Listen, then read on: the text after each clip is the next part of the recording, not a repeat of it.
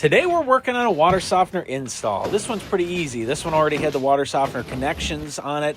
There was never actually a water softener installed, but they had it built in there when they built the house 20 years ago. This is the mounting contraption for the water softener. It's the valve system with the bypass. Anytime I'm putting metal on plastic, I always gouge my fingernail in there so that threading is nice and good for that metal connection.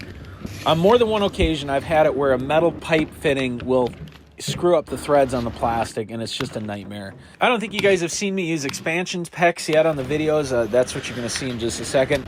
Expansion PEX is basically it's a PEX ring that expands with this little speculum, and then you put it over the fitting, and then it closes back up eventually.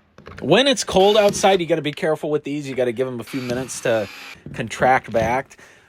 In normal, like, operating temperatures, 60 degrees Fahrenheit and stuff, it usually only takes a minute. So the expansion PEX is pretty easy to use. It comes with a cool tool, so that's kind of fun. But the reason I like it the most is when you put the fittings on, the fittings are actually the same diameter as the pipe. So instead of sliding a smaller fitting into that pipe and reducing that diameter, we're actually expanding the pipe and then putting it over a fitting of equal diameter.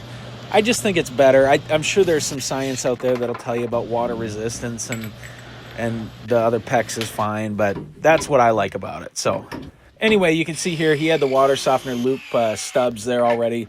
We're just tying these in.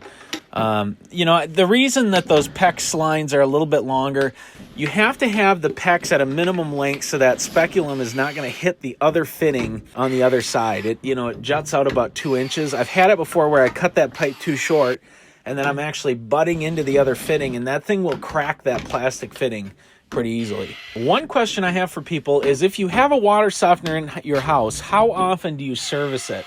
Technically, a water softener is supposed to be serviced at least every year. I think it's closer to every 6 months. There's a way to dump a chemical in there to clean it out.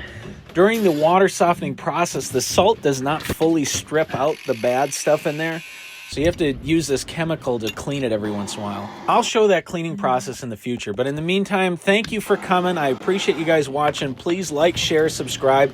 Leave me a comment. Ask me a question. Have a great day.